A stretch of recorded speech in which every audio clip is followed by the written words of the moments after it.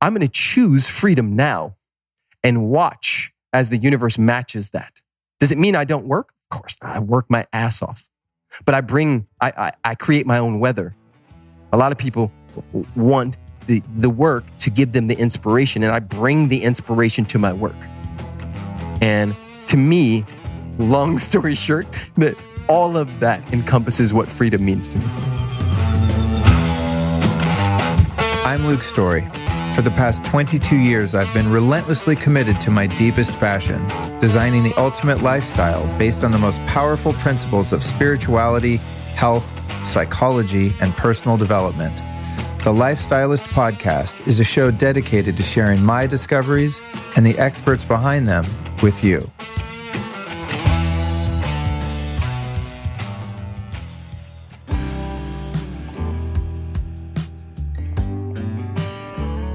All right, I'm going to make a confession here. I used to put away some alcohol back in the day. I started drinking when I was way too young and hit it pretty hard until I was 26 years old and had to give a full stop at that point. And I've been doing that for, almost 24 years now. But one thing I do miss at times is the ritual of having a cocktail with some friends or even coming home from work and having a cocktail or many myself. So when I want to have that experience without some of the side effects, I turn to kineuphorics.com/Luke. These guys make some fantastic alcohol-free beverages. The first one being High Road. This is one that gives you a feeling of a lifted mind and a relaxed body, so it's great for a social hour, hanging out with friends, or just unwinding at the end of a long day. They've got another one called Kin Spritz. It's a sparkling brain boost with some amazing nootropic qualities without the crash or hangover. Kin Spritz is one you might pop open at around 4 or 5 p.m. to get out of that afternoon slump and shift from work mode into play mode. And then finally, Dream Light, a booze-free nightcap that tastes like Amaro and really melts away stress. It's got some great adaptogenic herbs that are going to help calm and relax you and likely improve your sleep, unlike alcohol that will wreck your sleep, at least if you test your sleep scores.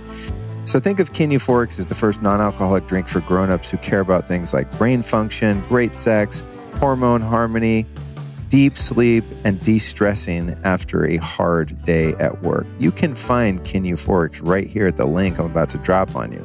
Go to kineuphorics.com/Luke. That's spelled KINEUPHORICS. That's kineuphorics.com/Luke. If you use that link, you're going to save yourself 15% off on some amazing non-alcoholic beverages. Enjoy.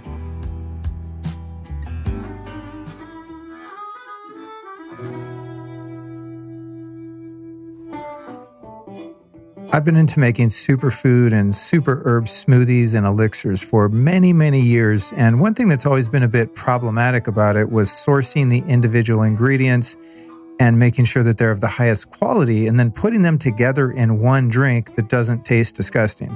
It's been a lot of years that I've been working on this, and I don't think I've perfected it. So I was extremely ecstatic when I connected with this brand called Earth Echo Foods and a product they make called Cacao Bliss.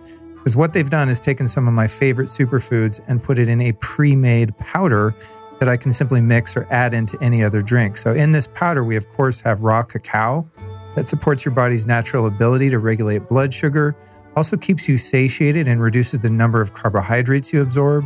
Turmeric, which we know fights inflammation related to physical exercise, improves digestion, provides pain relief, dissolves stubborn fat, and even soothes anxiety and stress. Then black pepper, to maximize your results by increasing the bioavailability of the turmeric by up to 2,000%.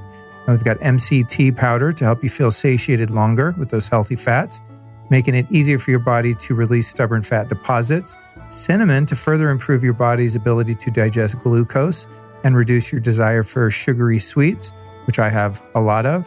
And we've got monk fruit, which satisfies your sweet tooth, as well as sugar with 0 calories and no ill effect on your blood sugar. Coconut nectar that acts as a prebiotic and feeds the healthy gut bacteria in your lower intestine. And we've got lucuma, which adds a delicious caramel-like flavor and also adds a wound healing property to the drink. Then they've included some mesquite, a sweet and nutty superfood that doesn't cause blood sugar spikes and helps to boost your immune system. And finally, last but not least, some Himalayan salt, which adds to the flavor profile and also contains over 84 minerals and trace elements while helping to balance your pH levels. So this drink is incredible. It's really good for you. It tastes delicious. It's like candy without the candy. If you're ready to check it out, which I hope you are, here's what you do. Go to earthechofoods.com/Luke Story. That's EARTHECHOFOODS. earthechofoods.com/Luke Story. The code there for your cacao bliss is Luke15, and that saves you 15% off. So you're looking for cacao bliss at earthechofoods.com/Luke Story.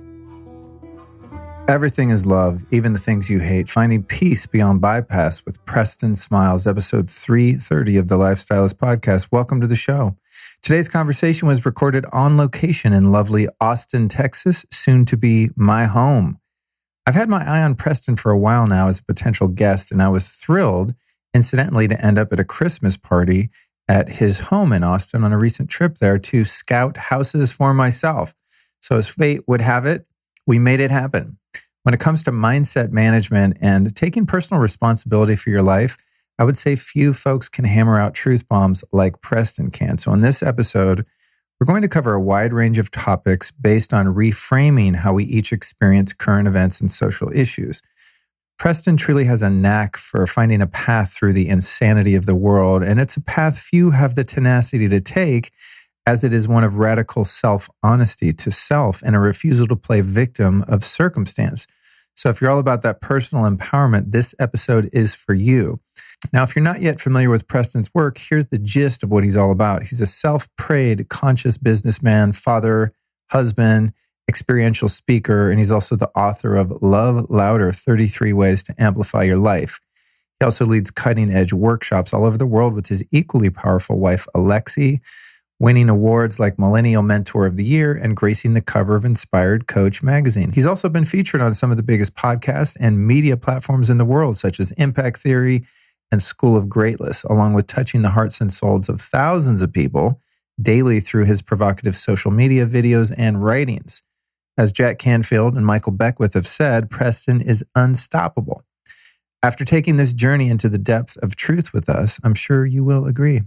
Let's prepare for liftoff now, as Preston shares his wisdom on how to live your best life and love no matter what.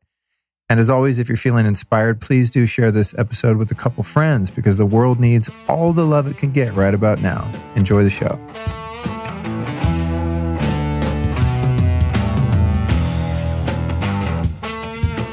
Preston Smiles, here we are in Austin, Texas. Let's go.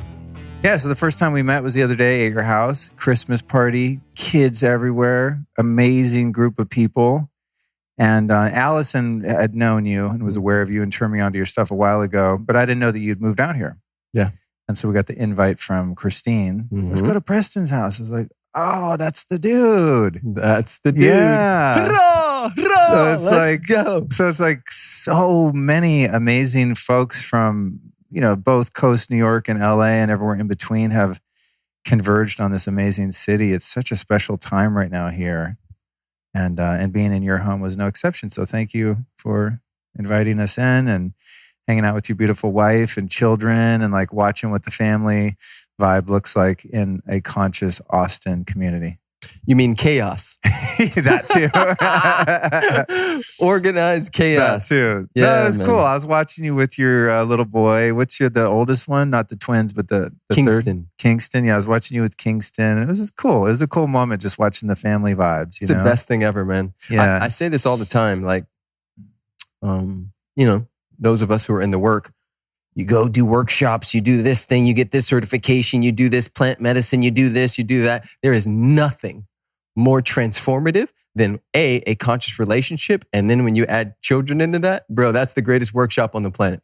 And I am extremely grateful that I get the opportunity to guide and also be guided by these beautiful light beings, and to notice my wounded ego and the hurt little boy that shows up in these spaces, and to be able to heal that in community, right? This this chosen community called my wife and my children, and then also the greater community, people like yourselves that we find each other, right? To give each other the medicine that we been looking for.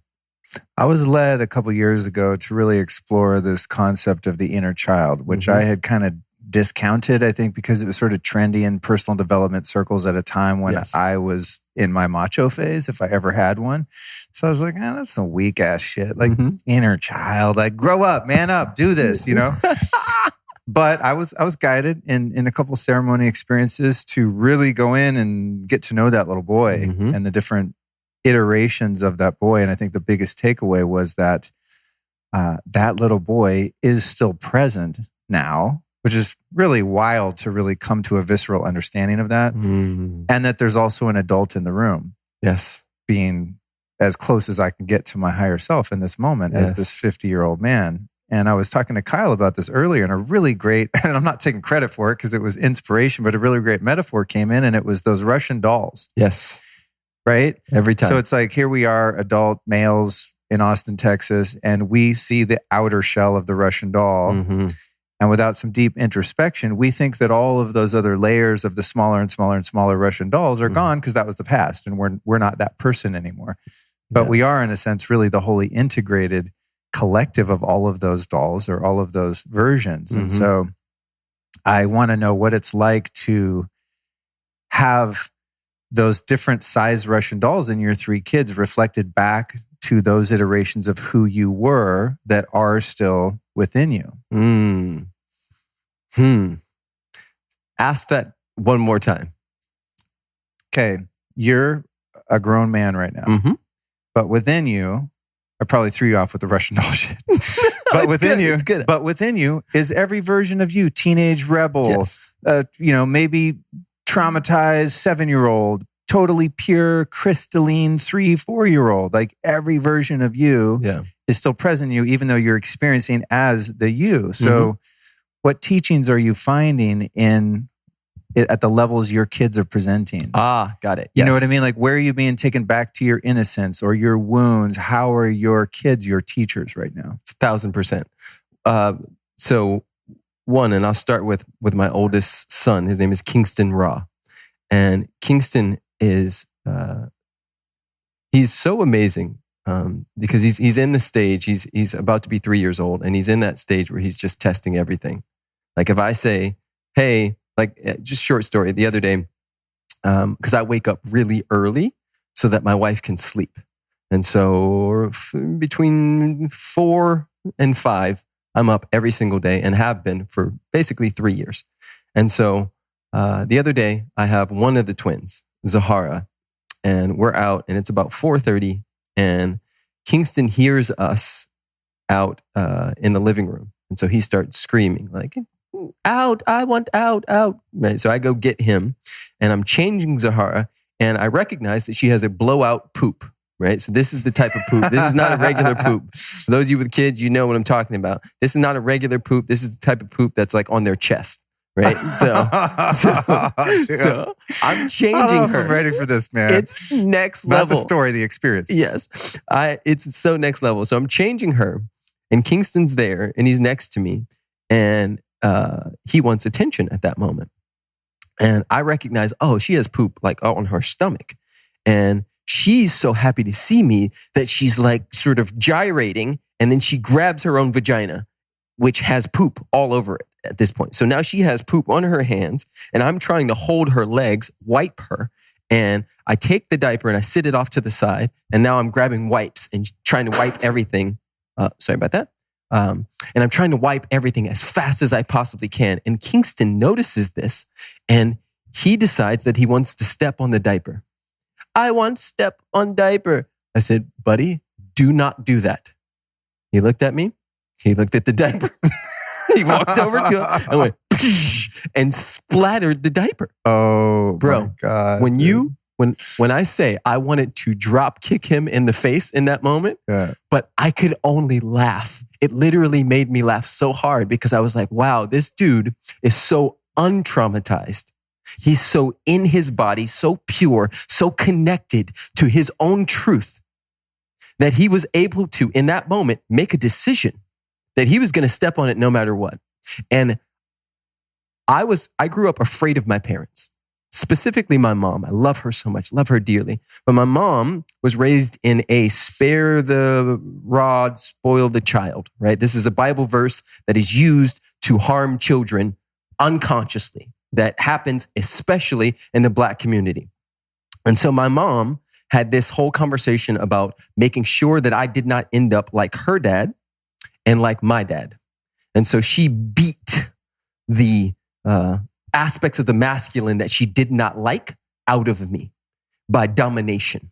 And so noticing my child not have that and like, yes, the anger came up for me, but more it was the joy of knowing that I have broken the cycle, that I have, I'm raising a little boy that is making autonomous decisions without the traumatized consciousness in there, that paradigm of I'm going to be punched if I do this, right? Now, of course, he has, we discipline him and there's consequences.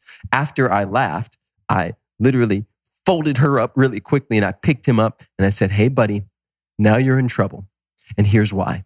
Daddy asked you not to do it and you did it anyway. And I understand that you wanted to do that, but now I'm going to have to put you in timeout. So we're going to go over here. No, timeout, no time. Deep breath in, breathe into the bottom of your belly, right? No, timeout. Deep breath. And I showed him. I did it again. He caught it on the third one. Deep breath in. Sat him in his little bed, gave him a timeout, went and took care of Zahara. And so there's so many stories like that. But that's just one way that I get to sort of recognize when/where I was traumatized and how, and to see the healing happen through him.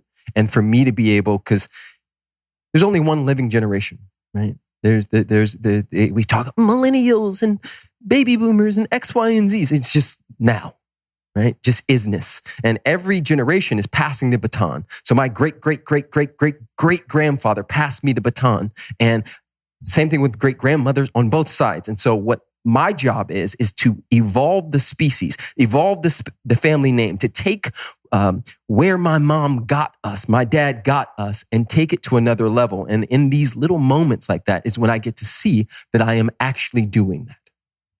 That's beautiful. Thank you for sharing that. I feel like we could just keep going with more of those and make that the whole episode. I know, bro.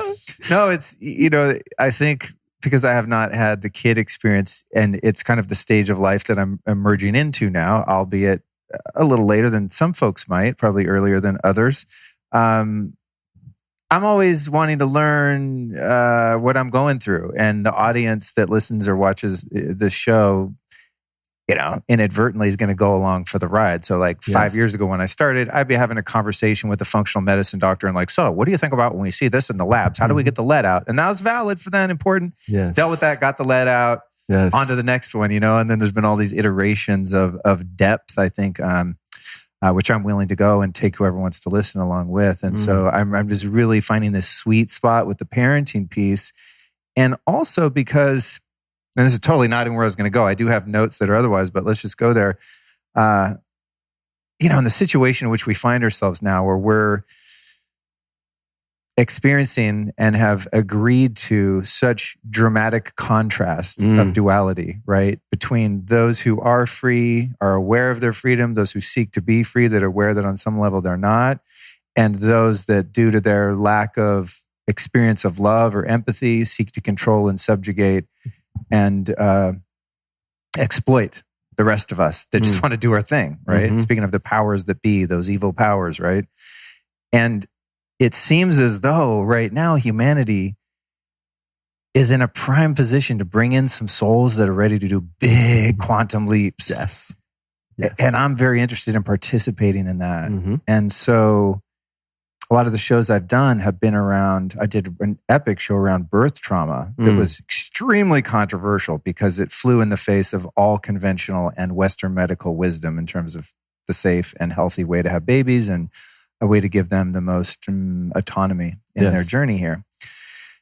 And so I'm like pushing some pretty wild boundaries in terms of pre-parenthood, prepping to bring this vessel, or prepping your vessel to bring these spirits in. And then, now I'm kind of at, all right, so we're covering some of that. What the hell do we do when they get here? Real talk. You know what I mean? Yes. In all the stages. And I think that's what started to unfold today. And, and in so doing, it's not only about them, but about our own individual growth and healing that's present. And, in my relationship, so much of the growth now at this stage, thank you, Lord, comes from just a deeper expression of vulnerability, intimacy, and love. And there's such a healing and expansion in that. Yes. Versus repeating childhood trauma narratives over and over again and learning by that means of relationship. Not that one's better or the other. Yes. Okay. I'm totally going off on a tangent here where you get back to you, the important guest here. No, this is how we roll. But I'm just riffing with you. And it's kind of the nature of a lot of these Austin shows have been very much more conversational than they have okay, Preston, where were you born? What's your mission? We'll get there. Yeah. But as a parent, I'm in awe at what you're experiencing and learning, especially being in the field with you and your family, as I said. So I think these conversations are super, super important right now for conscious parents. So I'm going to zip that up and ask you a legitimate question that's answerable. And that is, where do you learn how to parent? How did you know not to shame, poop stomp in that moment, even though you felt a bit of that well up? What gave you the insight to give him a firm timeout, even though you were kind of laughing at it, not just you guys just rolling the poop and laugh together? Where are you getting the intuition to make what you believe to be in that moment a decision for the highest good? Yes. So you hit the nail on the head when you said intuition, because that's essentially what it is. In the Western world, we have been sold an idea about what right and wrong is across the board. And right, in my opinion, is the most dangerous drug on the planet. Right? Wanting to be right, thinking one is right, is one of the things, in my opinion, that has destroyed families and destroyed countries. It literally is just not great, in my opinion. It's not effective. So I enter conversations, period, from maybe, we'll see. And we'll see and maybe and let's find out is how I'm learning to parent. Because oftentimes, right? So this pure being comes into the world and then life happens and we cannot block our children, nor ourselves, nor our friends, nor our family from the lessons they came here to experience. Right? That's the conundrum. That's the cosmic joke is you want to save everybody from the lessons and yet you can't. And yet I can't. We have become these control freaks that are trying to figure out ways to be perfect, right? And my whole world is high intention, low attachment, progress over perfection. I'm going to find out, and I'm aware that some of the trauma that I experienced as a child is still a part of the dance that I do in this skin suit called Preston, right? We'd be fooling ourselves to think that, I've healed that. Maybe, or maybe it's dormant until you have a 7-year-old who is autistic. And your wife thinks that it should be this, and you think it should be that. Or maybe until X, Y, and Z. Like this idea that we have figured it out and we can go take a hit of something and then, now I'm enlightened. Yes, and that's the game I play. Let's find out. So I'm aware that some of the biggest traumas that I've experienced in my life have made me pull over here. And so the game is not balance, because I don't believe in balance. And that's a whole nother, we can debate about that. I think that the planet obviously balances itself. But when we're talking about householder, regular people, balance is a covert, secret word for how do I control, right? So I'm not seeking balance. I'm seeking weaponry. I'm seeking to be a weapon for God's love. And that means that I can choose at any point what's needed and necessary for that specific thing, knowing that it's not right. It's just what I can pull from in the tapestry of this beautiful thing that I've chosen called Preston in this skin suit. I don't know if that makes sense. Makes perfect sense. Apart from you being intuitively guided in any given moment at what the optimal decision and outcome might be when you're interacting with these little beings that are coming in to remember who they are, is there also like listening to podcasts on conscious parenting, reading books about how to do the birth this way, and is there that like my wife for the does 3D that. stuff too? My wife does that. We have spent many years in the bush in Tanzania and a little bit in Uganda, and I have traveled to India and been there for a month by myself, and been to places where they are a little more connected to how we used to raise children. And so seeing how they parent, and then also noticing how I was parented, noticing how I grew up in this sort of Dennis the Menace neighborhood that we turned into a war zone. And right now, one of my friends is in jail, probably for the next 20 years. These are people who grew up right around the corner from me. His dad was a doctor, right? My other friend lives on the streets. His name is Elliot. Beautiful human. He's been shot. He's been stabbed. He's been to jail multiple times. He has like 6 kids. We all grew up in the same neighborhood. But the difference between me and them was I had a present dad and they didn't. That's the only thing I can find.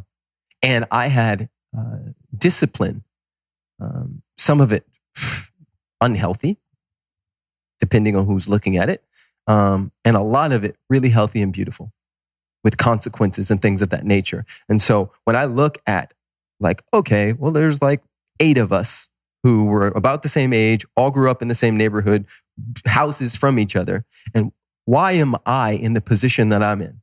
Why am I a, entrepreneur who can live all over the world in X, Y, and Z? And the only thing I can sort of trace it back to is that. I mentioned this a little earlier, and I want to touch on it some more. The feminine, and when I say feminine, I mean actual women, have been, in general, deeply harmed by men. And I don't have an answer to this, but I do. There's something I've noticed, right? Because I also do men's work. I have this group called Man Cave. And so I've been spending years and years and years with men and also women, and I work with both. And then I notice what happens in me. And I mentioned this earlier. A lot of moms unconsciously try to beat out the parts of the masculine that hurt them. And oh man, that's deep, dude. That's good. That ends up producing this nice guy, fucking neutered, the spineless beta weakling. Yes. And then that beautiful human who was raised by this mom who every time his wild man showed up, she said, no, that's wrong, that's bad. And she tried to get rid of it because she was cheated on, she was raped, she was harmed by the masculine.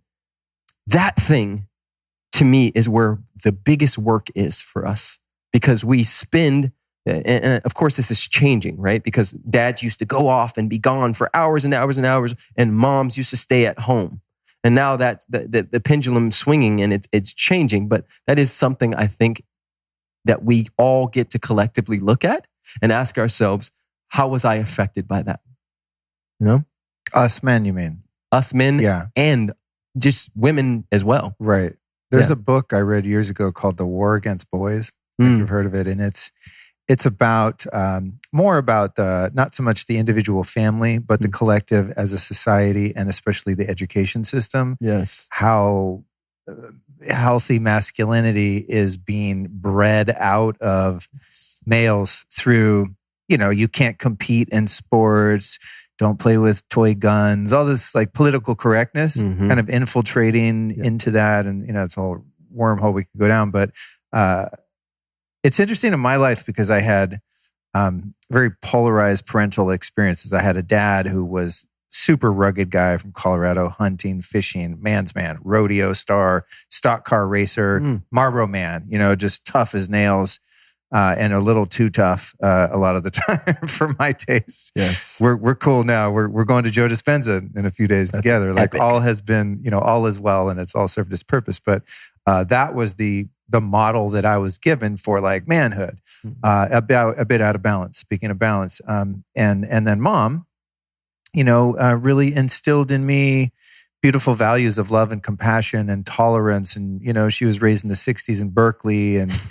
Like when I was a kid, for example, just to give you an idea of my mom, I could drop F-bombs all day long. I lived oftentimes in areas with a lot of Latinos. And, in school, you pick up words, right? As a kid, you don't really know what they mean. It's just kind of, you're burning someone, you're like cutting someone down. I remember I would impress my friends when they came over because I could be like, what the fuck, mom? Where's the sandwiches? And my friends would be waiting for me to get smacked. Yeah. And I was like, no, we're cool. But if I was like, yeah, and this beaner at school today did this and that, like done, cancel. Oh, you're done. You're like full grounding, full end of story. All friends go home. Yes. Not allowed, So beautiful things in terms of progressivism and just inclusivity and just high level compassionate intelligence. And at the same time, I was allowed to go kind of play and be wild. But if I came home with the big ass buck knife that my dad gave me, or a BB gun, or bring snakes that I caught into the house, there was a stop on some of those things. You know, so I wouldn't say that my masculinity was stifled, but it was not allowed to be in its full expression. And my model for that was a little bit extreme. Yes, and I think because of. And I always want to respect people's anonymity, but I can intuit some of my mom's experiences with males and with the masculine might not have been preferable to her. And so I'm sure that I was one of those kids that experienced some of that. And it was really painful to come into adolescence, early adulthood, being extremely feminine in energy and very creative. And that's such a beautiful energy to have now. And I really embrace that part of myself. But man, it was a long, hard road to learn how to cultivate healthy masculine energy. So I commend you as a father and as someone working with men because, just putting men out of the conversation because men are bad, that ain't the answer. Correct. That's not the way home. The way home is in us learning about the subtle energies within us and learning how to play with them. And, now I don't want to say the word balance because you're like, balance sucks, but I can't think of a better way, right? To find congruence perhaps within that dance. And in my life, it's really fun to observe how I can be in my feminine, like right now, and I'm just being all fluid and I'm tapping into the ethers and really in that space. And it's such a sweet space, but I can't stay there all the time or I fall off, then like I'm kind of grossing out Allison. She's like, what? Who? Like she needs me to hold space in a specific way at times. Yes. And I need to be able to identify when that is, what that feels like, what that looks like, and how to do so in a way that still maintains that heart and compassion that hasn't lost the love. Yes. So thank you for that. Thank you for that. I haven't had someone articulate, the journey of a boy in that way. So with your little boy, for example, what do you encourage within him that could be deemed, for lack of a better term, healthy masculinity or a full expression of his boyness without holding that back? Yeah, man. Kind of everything, right? Like he found his dick really early and he would go to work on that thing. And I remember, funny. being shamed for that. And having a secret code word or your boo-boo or and it's like, no, that's your dick. And yes, when you do that, it gets hard. And like, yeah, that can feel good, buddy. Go for it. Right? Just Let's not necessarily do it while we're, standing in line at the grocery store, but like, Right. it's your dick. Go for it. Right? It's things like that Your kid's going to listen to this at a 16-year-old and be like, oh my God, I'm mortified. Yeah, for sure. Yeah. No, I let that go. First of all, my son's very particular. I have two of them. So we have 10-month-old twins, and then we have a almost 3-year-old. And he's, not that I believe too much in this stuff, but he's an Aquarius. I'm a Leo. These are polar opposites on the chart or whatever, but similar energies, and they're big and they're strong. And you grew up, sensitive and creative, and I was like the opposite. I was just a destroyer, just like bikes and rocks and spray painting and like rah, just like my whole childhood was that. And I knew it wasn't safe at home. So at home, I was an angel, sweetheart, aware, conscious, two powerful women who would dominate me. So I was an out of the way kid, right? Because we adapt. If your parents are super stressed out, you become an out of the way kid. If your parents, are checked out, you become a clown. Oh, let me get more attention. No, I'll do this. This is good. Right? Yeah. So depending on what your caregiver is, the child adapts to reach towards the sun, aka the love that they can never get enough of. And so I recognize that my son is a very particular type of kid. He's risk averse. Most kids at 2 years old are jumping off of curbs and doing crazy stuff. He looks at that curb and he's like, I could get hurt. I'm going to go slow. And he's super artistic, and he's, so I just encourage whatever his thing is. There is a movement called unschooling, where that's what they do. It's like, whatever your kid's thing is, roll with that and teach from that canvas. And so I don't try to make him into what I want him to be. I do notice that there's somebody asked the other day, they were like, what if he's into ballet? And I'd be like, well, that wouldn't be awesome for me. However, if he was into ballet, right, we would roll with it, right? But do I personally want my son to be into ballet? No, I don't. Yeah, because you kind of have to a degree as a parent, or you can elect to adopt the passion that they inherently gravitate toward. I think that's an interesting thing about kids, perhaps karmically or something. When I was a kid, I was drawn toward catching snakes and lizards and turtles. I was obsessed most of my childhood. That's all I really cared about. All I wanted to do. Why that? What instilled that in me? It's always a mystery to me versus the other kid who just nerds out and reads books all day and just won't go outside or something. You know what I mean? Bro, it's so trippy, man. Yeah. It's so trippy. Where do I want to go with this? What's your definition of freedom as a value? Presence. I was coaching a group earlier today, maybe 2-3 hours ago, and we were speaking about this particular thing. And I was sharing that what imprisons us also points to our freedom. So the very thing that we are most afraid of, or that we've made up stories about, or that we find ourselves immersed in, is the thing that points to the freedom. And so for me, I've lived my life searching those things out. Okay? What does my ego not want to look at? Just a short story. 2014, I was making $32,000 a year. I had just met Alexi, my now wife, and I was crystal clear. This is my wife. I was living in my mom's downstairs extra room.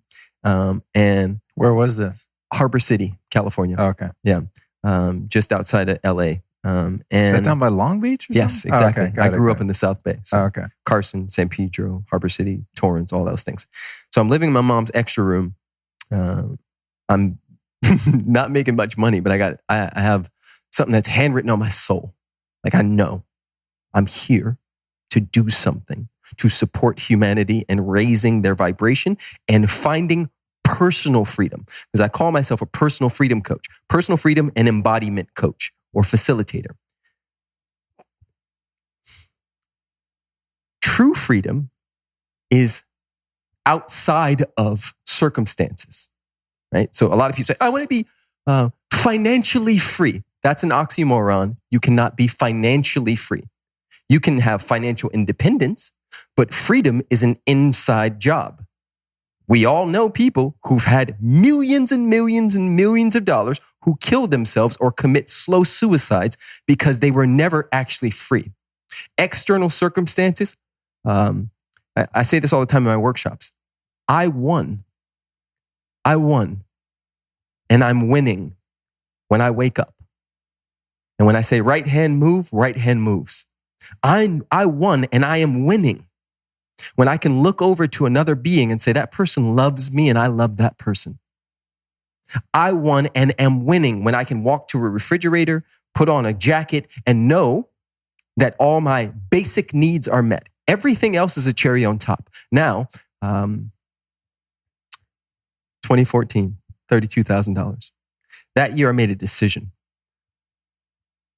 My ego, up until that point, I was a coach, facilitator, all the things, broke, right? And broke financially. I had $1 million consciousness, but I wasn't willing to look at certain things. So I said, okay, this is the thing. You never want to look at the numbers. You don't want to look at the business. You don't want to look at the gift of making your services a vehicle for somebody else's breakthrough, right? So do you think there's a interjection here real quick? Do you think that that's part of the spiritual teacher, personal development stigma where like, if you're in it for the money, you're not authentic? Correct. Okay. Correct. Mm-hmm. So what I had to come to recognize is that God has never separated itself. So it's not, it doesn't stop at a border or it doesn't stop at money. Money's listening. God is a yes. It's always a yes. There's only one power. How we use the power. Gandhi used the power. Hitler used the power. One power, not two. One God, not two. That's it. So the isness, I can make a choice about how I'm going to use this isness, how I'm going to use this energy. And I made a decision about it that was so crystal clear about this woman being my wife and about what we were here to build together. And that year, I made $150,000, the most anybody in my family had ever made, right? That seems like chump change to some of you guys, but for me, it was ginormous. The next year, I made $3 million. The next year, I made $6 million. The next year, I made $1 million, and I haven't stopped, bro. And I'm saying that's just one aspect. It's one thing. I've decided that I was going to play with the things of life, right? All of this will be trash, or somebody else will own it one day. And so while I'm here, since everything is a cherry on top, I've already won, right? Knowing that spirit can only do for me what it can do through me. I'm going to choose freedom now and watch as the universe matches that. Does it mean I don't work? Of course not. I work my ass off. But I create my own weather. A lot of people want the work to give them the inspiration, and I bring the inspiration to my work. And to me, long story short, that all of that encompasses what freedom means to me. We'll be right back at you after this brief but important announcement. Are you someone who's had gut issues and has tried different probiotics in a vain attempt to fix those issues and found that nothing really happened? Yeah, me too. That's why I was really excited when I found Just Thrive probiotics. What makes them so different is the fact that they are spore-based probiotics, which means when you take them into your GI tract, they survive the journey and proliferate and help to repopulate the friendly, healthy bacteria in your gut. In fact, as the subject of groundbreaking clinical studies, Just Thrive probiotic has demonstrated incomparable effects on the gut, the immune system, and even the brain. The strains in Just Thrive probiotic were shown to address leaky gut in as little as 30 days, which is just absolutely incredible. They're microbiologist formulated, clinically tested, and DNA verified. 1,000 times better survivability in your gut versus leading probiotic products. They improve gut flora balance and drive nutrient absorption. They also provide crucial immune support in the gut where it's needed most. Their proprietary super strain called HU36, which is trademarked, turns your gut into an antioxidant factory and is proven to neutralize free radicals. So if you're ready to try a product that produces a rapid calming effect on uncomfortable bloating, embarrassing gas, painful constipation, and diarrhea, Just Thrive Probiotic is for you, my friend, and you can find it right here. Go to justthrivehealth.com/Luke. That's justthrivehealth.com/Luke and enter the code Luke15 at checkout to save yourself 15% off. That's justthrivehealth.com/Luke. And now back to the interview.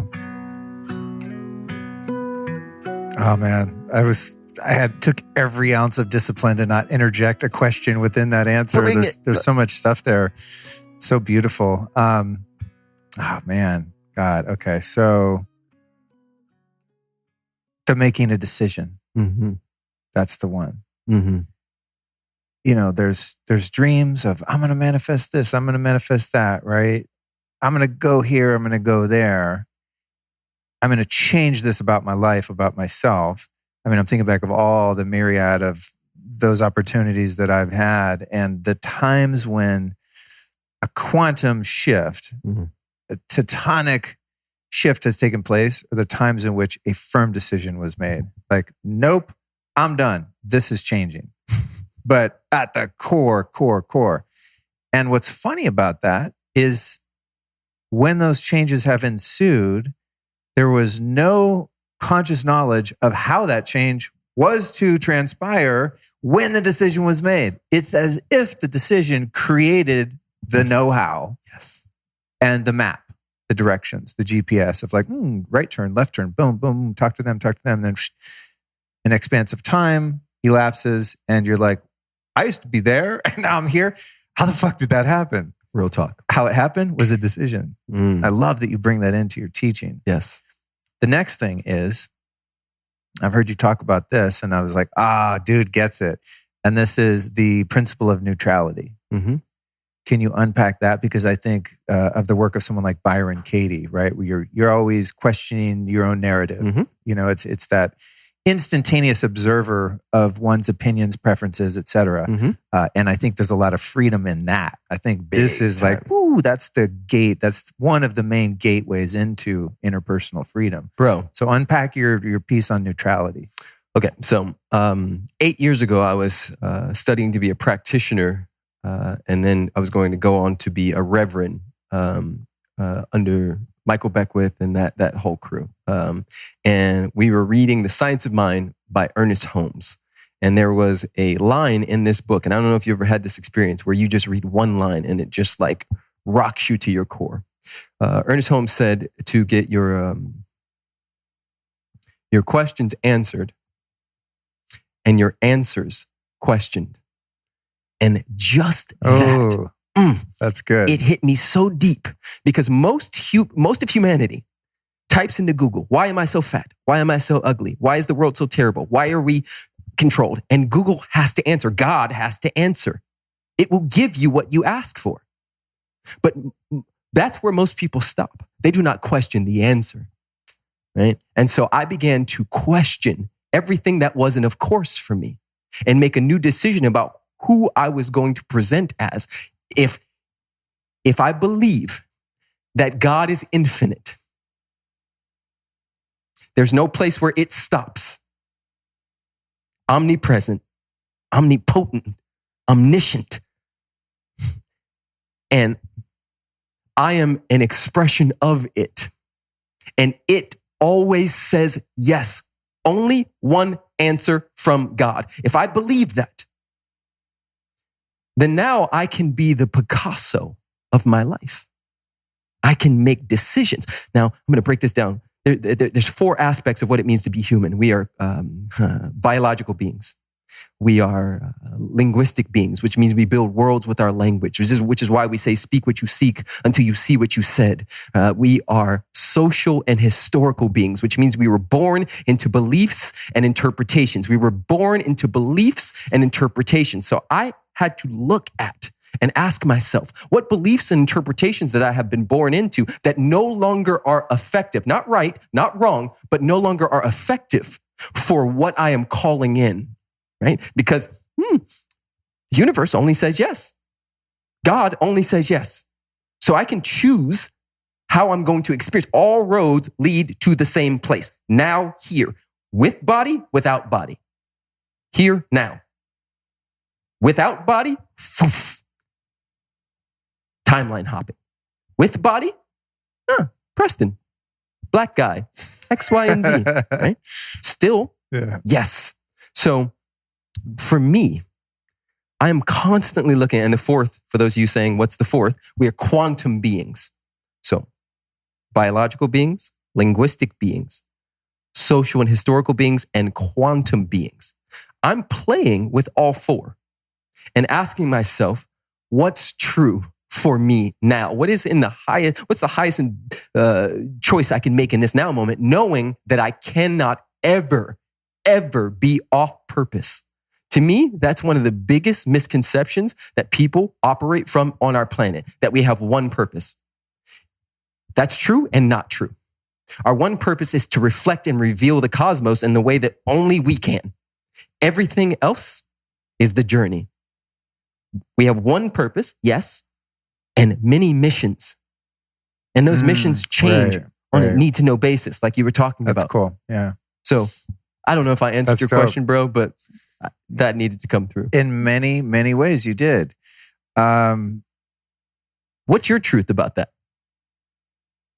I go back to a book that was extremely meaningful for many, many years of my life. It's a big blue book. It's called Alcoholics Anonymous. Doesn't have a cover. When you take the cover off, it's very anonymous. It's just a blue book. But that book is so packed with truth. And when I heard your teaching on neutrality, of not having a fixed position or opinion on where you find your current reality, in that book, it talks about how God had done something for us as problem drinkers that we couldn't do for ourselves. And in my case, said a prayer, poof, problem gone. I mean, there was a lot more that went into it, but that's the crux of it. And then the book goes on to say that because we had this surrender experience, we were placed in a position of neutrality.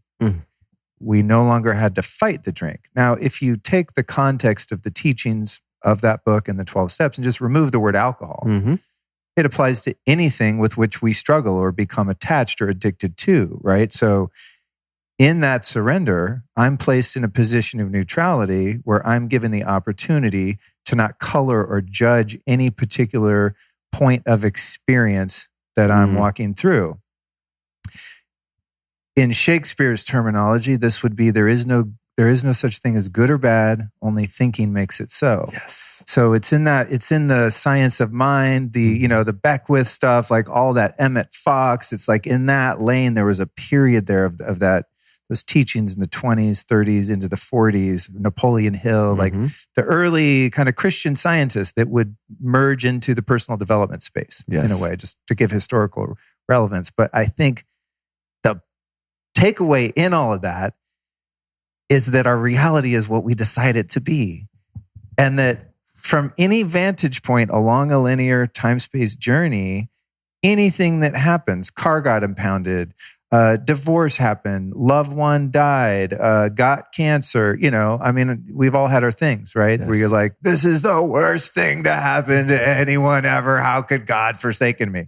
Those moments, literally in every moment, what's happening to us is based on where it fits on our scale, right? And so my question in that is, how does one live in a position of non-judgment and neutrality and expansive open-mindedness where all possibilities are considered, yet at the same time have discernment, right? So there's judgment and discernment. How do we stay in a position of neutrality and surrender and not just lay on our back while a truck rolls over us? Yes. I guess it's like I'm looking for that surrendered action.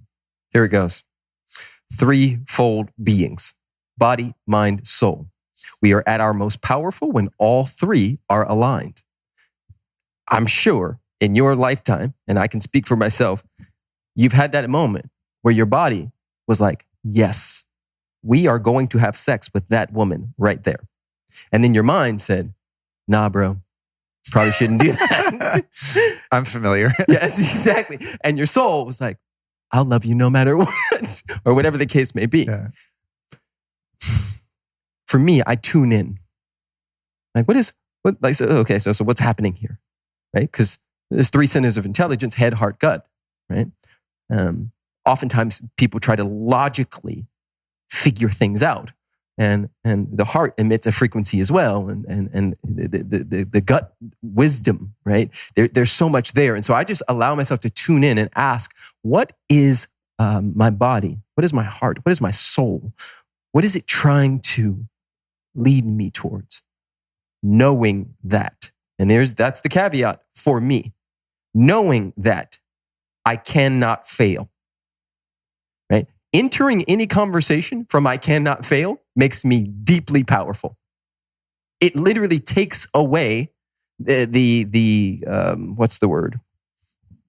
It's not that it takes away the fear, right? Because I'm still in this skin suit, right? I chose to be human on this planet at this time in human history. And I choose to stay alive in this skin suit for as long as I humanly can, because I enjoy parenting my children, and I'm looking forward to being like deep friends with them later on in life. I have a desire. And so there is fear that enters the space. However, and I tell my clients this all the time, if you took it all away, right? Took it all away, I'd cry for a few days, maybe a few weeks. And then one day, I'd get back up. That's it. And I'd do it all over again. So the idea that it needs to be millions, I am at some point going to write a book called 300,000aire, because this idea that you need to be a millionaire in order to be worthy or whatever the case may be is absolute bullcrap. Because you know and I know that there's people who make millions, but they don't keep much. And there's people who make 600,000 and they keep 400,000. They make more than the person who made 2 million and only kept 200,000, right? So which is it? And this is not about those numbers, but for me, I tune in and I do my best to allow the body, mind, and the soul to be having the same conversation. If they are not having the conversation together, then I do what they teach in the Vedas, which is to sit in it until it's charming. Sit in it until you know. Be still and know that I am God. Go within or you go without. I sit, I pause, I allow, right? I think we become this sort of fast-paced thing that happens on our planet, and it's not needed, right? One of the best things anybody could do is just pause and listen. What's here? And do I choose what's here? Do I still choose it? Because it's here, which means I chose it at some level, right? The resistance of what's here shouldn't be. Everybody's fucked when they play that game. What's here should not be. I'm now saying, hey God, hey isness, hey universe, hey Jesus, hey Buddha, hey Allah, you messed up. You messed up because what's here shouldn't be. So good. So timely considering the conversation we had before we recorded. And I'm sure by the time this episode comes out, I might have, told this story, or we might be past this part in the story. But obviously we're out here in Austin looking for a home. We dig it, dig you, all the people, we're in, done. Mm-hmm. Mission like critical, let's make this happen or allow this to happen. And we're looking for houses. Bad time to look for houses. I mean, again, there's a judgment, bad.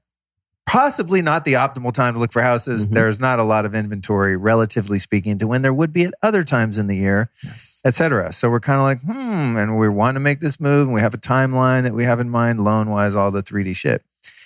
And then we find this house, and we're like, we think it's a go. Like it's the most go out of any of the 4 that we've looked at or something, because we haven't been able to look at many due to the reasons just described. And we're feeling into it. And then I get an email right before we recorded from my the owner of the house I leased back in LA, and she gives me 30 days notice. She's like, "Yeah, we're giving you 30 days. We have to move into the house you're living in to remodel their big house or whatever, Of course. And I'm just like, I looked at Allison. I'm just like, this is so perfect. Mm-hmm. It's so perfect. So that is because I have built a little bit of that neutrality of one thing happens. An email says XYZ. One reality is, how could they do this to me? What a bitch. God hates me. We're so fucked now. Now we got to hurry. What are we going to, the money, the moving truck, like what, we're going to Joe Dispenza, then we go to Queeksmala. This is the worst thing that ever happened, right? That judgment of saying bad, event bad, mark that red, and getting a little bit better at the sweet spot of like, oh, this is interesting. It's just interesting. Yes. Okay. It's just interesting. And then, the other trap is like, this is good. This is the best thing happened. Let's move. Let's do this. It's like, no, I'm not going to make a decision based on what the intellect thinks in its limited perspective of what something is classified as and what the chain of events or decision is going to be around that, the finality of that judgment, right? So in that dance of interesting, there's infinite potentiality, because now from one linear perspective, we're under pressure. But are we really? Because there's a million ways that can unfold. Put your shit in storage, don't move it out here, put it in storage, rent a place, buy a place, don't buy a place. It's like we're actually not locked into anything if one can surrender one's attachment to their opinion on it. Real talk. Right? It's not, that's power. Talk about freedom. Like, whoa, now we're really kind of dancing with reality here. We're Cirque du Soleil, like flipping around, swinging around, making some more graceful moves rather than that clumsy, fear-based, forcing, controlling thing that I'm pretty damn good at this point. So yeah. And then anyway, what I was getting to was then we're like, Preston, check out the listing. What do you think? And you tapped into the place you just described, I can only assume. Body, mind, spirit. You're like, dope house, do this. Yes. It was instant. And that was so good for us because we're still in the, well, what if, thing. Bro. Yeah. That house is epic. Yeah. So and if it's yours, awesome. If it's not. And wouldn't it be funny if by the time this comes out, I'm like recording the intro for this going, yeah, you guys, you're going to hear about an hour in, we talk about this house. We live here now, which is very possible. And if we don't, we're going to live somewhere else. And I'm going to go, thank God I didn't say no to God. Yes. Thank God I said, maybe, let's see. Yes. Right? Yes. Beautiful teachings. Huge. Next thing I want to go into, do you have a heart out, by the way? I can tell you what time it is. Yeah. It is 3:17. Maybe another 20, 30. Okay, good. I'll be mindful of that. All right. So we're at okay, good. That'll give me enough time to feel into this one. So a lot of your work is about the celebration and expression of love, embracing love. Okay. And in my current worldview, when we look at the things in the world that we might want to change, take social issues or racism, financial issues, societal education system, medical system, political system, all the systems, all the isness of the human experience, many people with their hearts in the right place, from my perspective, come at those systems they wish to change by fighting against them. My perspective on all of these things is if there's a problem somewhere, it's that there is a lack of love there. Okay. And this is like when all of this racial stuff kind of exploded, it took me a minute to really like, whoa, this is very delicate. This is delicate. I ain't touching this shit for a minute, honestly. Like I'm not popping off just because like I'm supposed to say something. That's just the thing that comes to mind right now. So I had to feel into it. I'm like, no matter what way I feel into any of these problems, the COVID thing, which I just completely think is a complete scam in just about every way. And we don't have time to get into that. I've done a lot of shows on it. And God bless anyone whose family is sick of anything, flu, call it whatever you want. I really earnestly believe that. Mean that. But I look at any problem like that. I'm like, okay, so you have evil people over here doing bad shit. What's the problem? Lack of love. You have police doing this thing. What's the problem? Lack of love. So the obvious and really elementary solution to a problem based in lack of love is more love, unconditional love. And at the same time, that runs the risk of spiritual bypass. Yes. And not asking hard questions, having difficult conversations around, okay, love might be the answer. Let's agree on that. But we also have to acknowledge the elephant in the room, that there's a serious problem here. And I don't know that I've ever been able to reconcile what that is, because I'm just brought back to, okay, yeah, there's a problem. I admit it. What's the solution? I'm just like so solution oriented. Yes. So in your work and from your perspective, how can we acknowledge a problem? I got it, bro. Okay, you know where I'm going with this? I got it. I don't know if I'm able to articulate it, but it's one that fascinates me, and I think I'm finding my way through it. Yep. I'm going to say something, but I want to open this up as a real honest dialogue. This is what I'm going to say is probably going to be very controversial for a lot of people. So I'm just caveating that now. So I want to start by a broad stroke of what I believe love is. Oh, this is going to be good. Mm-hmm. So, and maybe not. Love is what we're breathing right now. Love is,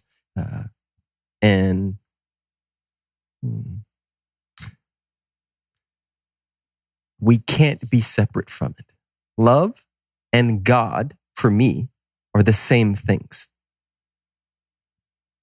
I've had the good fortune of watching people die bloody deaths, brains on ground, holding human, dying, and recognizing that this was a person inside of this thing 4 minutes ago.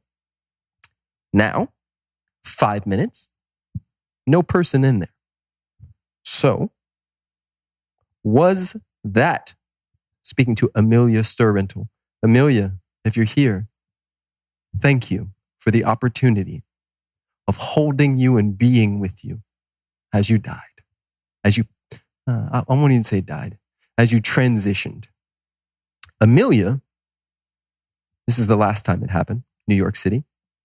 She gets hit by a cab, flies in the air, lands on her brain, and she struggles and fights for her life.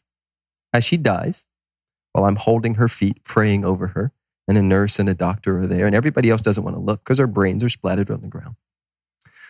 Amelia was not in there anymore. And I'm sure that if she could write the script on how she passed away, it wouldn't be on Mother's Day in New York on some grimy ass street outside of Saks Fifth Ave. Sure of it. However, that's what happened. And that was still love and still God. So when I say love is all there is, was and ever will be, that encompasses the ants murdering each other, the horses kicking each other in the face, the gorillas ripping their fucking like babies apart. It encompasses everything. So when we say, or when you said more love, my rebuttal to that is the protests were love. The people who made it chose to be violent against the violence. That was love too. Everybody does everything from their version of love. The people who hung my ancestors from trees believed that they were loving America. They were loving their family by destroying these heathens who are not fully men. When they drug Emmett Till on the back of a truck and cut off his dick and burned him, they believed that they were doing it for their country. They weren't wrong. They weren't right either. Because God doesn't separate itself. It just says yes. So my view is that all of nature, the trees outside of this window, are fighting for the sunlight. All of nature is violent and all of that still produces transmutation. So when there is a global or local issue that gets faced, right? Because A lot of people came to me during that time and said, we just need to change the X, Y, and Z. Yes. And how we get there is this route, this route, this route, this route, this route, and that one. And just because you see 2,000 people peacefully protesting, but the media shows you the 14 people who are doing the opposite, or the fake rioters who were actually police officers inciting the thing, whatever that is, the bricks that are dropped off in every neighborhood, right? Like all of that. Yeah. Right? It doesn't mean that that's not a part of the solution. Does that make sense? It's all a part of the solution. Going back to all roads lead to the same place. Rome wasn't built in a day, and neither will this utopia that we believe we're building. Even when we get there, there will be violence. Even when we get there, people will still be hit by cars. Even when we get there, little kids will have diseases and die early. I sat in an ayahuasca ceremony 6-7 years ago. It was the last one I did. And I set the intention to know myself as God. Whew, what an intention. That's the last time I'll set that intention. Yeah, careful with that one. Bro, it was beautiful. And then at one point, it just turned. It just turned. And it was literally the most excruciating thing I have ever experienced. Just pure mayhem. And towards the end, it started to take my breath away. And I could feel like, oh, you're about to not breathe anymore. And it said, if you want out, tap out now. And I went, boom, boom. And I tapped out. And I was back, fully back. And I say that to say, there's no way to not be operating from love. And I know that may be deeply controversial for a lot of people. I have this sneaking suspicion that when we find our way on the other side of these skin suits and we recognize that we are pure beingness, able to shoot anywhere we want to, we'll go, that was just one piece, because life has no opposite. Life can only be lifing. And whether we see it or we don't, it's still lifing. I'll leave that there for now. That's great. I love that. I guess that's kind of, it's really kind of a non-dualistic viewpoint on the duality that we're in. It's like keeping that same perspective, and it kind of ties into that neutrality too. I think the difficulty for some is that, I don't know how to say this in a way that's delicate and that also makes sense. I think when people experience what they perceive to be wrongdoing or injustice, they have a God-given desire to make it right and fix it. Yes. But at the same time, our reality in our world is really only what we project it to be. So one might have a sincere desire to change the world. The world shouldn't be this way. We shouldn't have, the evil that you described and all these things. So I'm going to set out and I'm going to change the world. Yes. But without the knowledge that the world you see is only a projection of your perception of it, isn't that attempt at change futile? So how can one then affect positive change out there in the world when it seems to me that really the only way to affect the positive change you want to see in the world is to really go deeply within and really start to examine oneself and to cultivate the revelation of the God within you, to cultivate the revelation of the love that is already there, that is all that's there. So when I said, erroneously, we just need to infuse more love. The problem is not that there's no love, that we can take it from here and put it there. It's that we need to, within ourselves, remove the blocks from that experience of love. Real talk. And the vehicle. The vehicle, going back to I'm going to change the world. Yeah. Your complaint is your mission. What you complain about is your mission. So that mission gets the person going so that they can walk themselves back home. And we're always coming back home to the self. I completely agree with you. I don't know if most people understand that. This is just like, I'm headed back home, back to the heart. Because ultimately, for me, life is meaningless. It's just whatever I say it is. Whatever fight I have, whatever thing I'm going after, that's just to get me going. It's to get me in this process so it's not boring. And yes, does it matter? Yes. Will it transmute and change and shift the landscape of our planet? Yes. And when it's all said and done, there's only God, and it can't separate itself. So when I'm fully trusting in that, magic. When I'm not, and trust me, there's many times where I'm not, I fall into the angst. Am I clear that being a Afro amazing man comes with a whole set of things, including people crossing streets and clenching their purses and talking shit and mob mentality? I've had all of it happen. I've been kicked and spit on and called a nigger and a monkey multiple times. Wow. I've been humiliated by mobs of weak ass white men, for sure. And I know that they had to be hurting to do that. I knew it. So what do I do with that? Do I point it back? I need to hurt all the white men who hurt me. They were already hurting. I chose this skin suit. I chose this so that I could experience the highest heights of joy. Right? Because somebody do it for me. Explain left without giving me an understanding of what right is.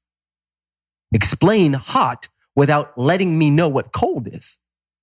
Explain, let's call it joy, without me giving me an experience of something opposite to that. Seemingly opposite to that. Called it in. So I ride the wave. I ride the wave like everybody else rides the wave. I chose this one, this time, like this. And it's awesome. Do you get the sense that in addition to choosing, the circumstance in which we arrive in terms of who our parents are, lineage, ancestry, all of that carried down trauma, and whatever gender, level of pigment that we choose, because we know that's gonna indicate a certain, to a degree, we kind of know the path there. You know what I mean? Like you're born in the middle of the tundra somewhere in Alaska, your life experience as an Eskimo is going to be different than, you're a kid born in Japan in the 40s, yes. All that, right? But I've had to really, I don't know if grapple is the right word, but let's say courageously explore some of the experiences in my life in which I was victimized. Mm-hmm. I mean, there's no other way to say it, really, even though I don't feel like a victim now in hindsight and having done such exploration. But there were definitely experiences that have been traumatic and painful in which I was harmed, and I had really no conscious part in playing that out. So there's other situations where I was being a selfish dick and I wanted something. Mm-hmm. I got in the cookie jar and I got my ass beat, by whatever experience. That's one thing. But I'm talking about you're a little kid. Yeah. You're chilling and someone fucks with you deeply, right? As an adult, I've been able to contextualize that as, ooh, it's all part of this journey and this dance. But I've never been able to get to the point where I felt like I called that in any way. Mm-hmm. What's your perspective on that? Of, I guess it's a karmic question. Like we're choosing to come in a certain way at a certain time, but then isn't it a little bit of a gamble is exactly how that's going to play out? Yes. Right? Yes. So you could have been born a black kid wherever you're born and had a completely different experience. Maybe you live somewhere where people are totally accepting of you and you never had to experience that. Did you choose all of it? Did I choose all of it? The good, the bad, and the ugly? Or did I just choose the starting point? For me, it's more empowering because I've also had a similar experience as a child with a family friend locking the door and turning the lights out. And I don't remember all of it, but I know that that's affected my intimacy with other men and allowing men to be my friend. Right? So this is a thing that I've been working on for years because of what happened when I was like 10. Right? And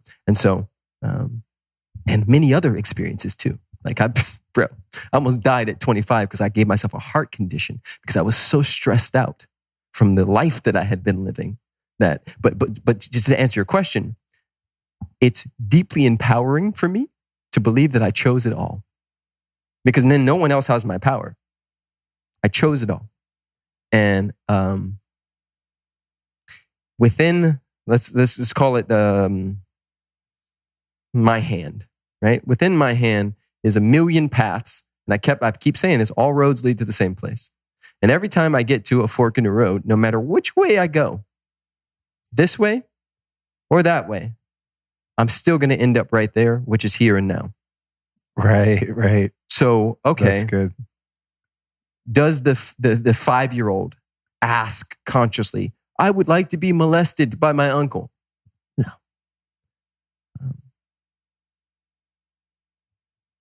However, when that 5-year-old is standing on the stage and it's now 35 and helping millions of people who've been molested by their uncle break through, does that same person say, wow, I get it. I get what God was doing. I get what the universe was doing. I get what my higher self was doing when it chose this particular path. Because look what I get to do and be with other humans. Look what depths and compassion and empathy I get to extract and pull from because I've had that experience. Bro, I've always been intense, but because I've had some of the experiences we're talking about, my coaching, I'm a monster in facilitation and in coaching. Because I've been down some roads. Yeah. Would I like to take those roads away and just be, this pure crystalline being who never had anything happen? I don't know if I would trade it. Those things sucked. And I don't think I would trade it. I chose my dad. And my dad chose his choices. And those things fucked me up. But who's the me that it fucked up? That's the question I get to sit in. Did it really? Or did it give me direction? Did the dude love me? Yes. Was he doing the best that he could with the tools and consciousness he had available? Yes. Am I doing the best that I can? Can I stop myself? Can I not fuck my kids up? No, I'm going to fuck my kids up. Okay. Well, is that potentially true for everybody who's ever raised a kid? Yeah. Everybody's going to fuck their kids up. So, yeah, just roll with it.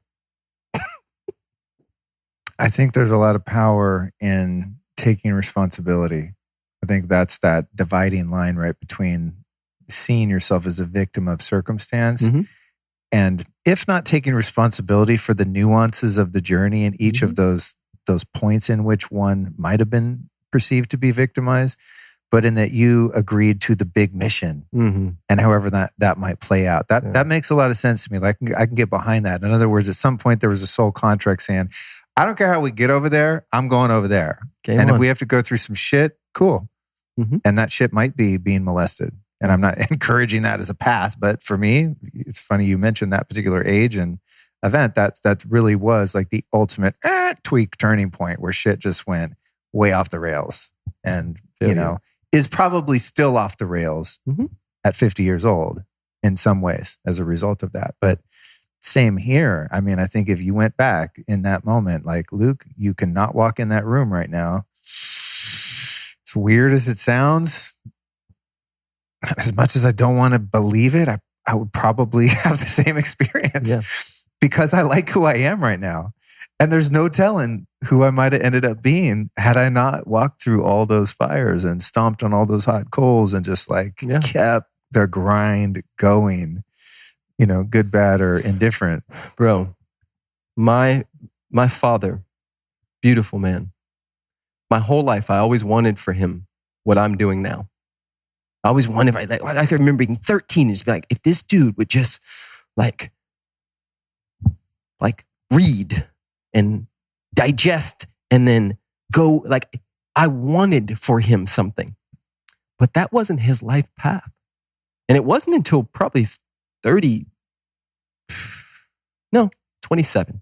We had a fight at 27. That was the first time where I was like, oh, like he may die still like doing the regular guy thing. He may die still saying like, bitches ain't shit. Like, fuck, that's interesting. My dad was awesome. And he was running essentially a prostitution ring out of his apartment that I was paying for. Wow. Right? Wow. Okay. When he died last year. Okay. While I was at Burning Man. Huh. And he knew that if he smoked cigarettes, he could die because he had COPD. And he smoked anyway. He did it anyway. After having multiple conversations with him, I said, I need you to be alive because I want my kids to know their granddad. And that dude still smoked cigarettes. I wanted something for him that was not his life path. And what I'm saying and what I'm pointing to is what you just said. Without some of those things, you wouldn't have sought out, searched out, and looked from 50,000 feet in the air of what's happening. My dad never made that choice. And God bless his soul because some of the choices he did make gifted me with the opportunity to do it. I get to live out what he didn't.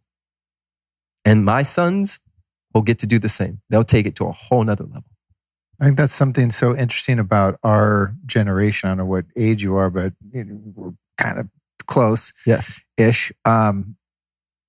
So many people I know are the chain breakers in the family lineage, the family dynamic of like trauma cycles and karmic loops and like, over and over again.